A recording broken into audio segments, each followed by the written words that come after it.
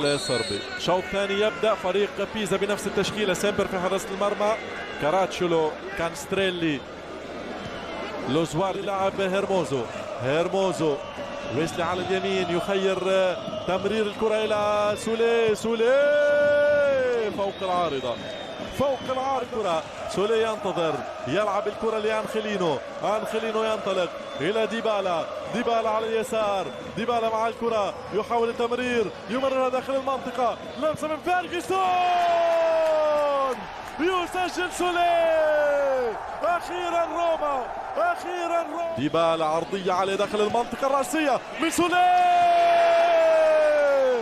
يسجل الثاني، الدوبيات لسوليه في هذه المباراة، هدف ثاني.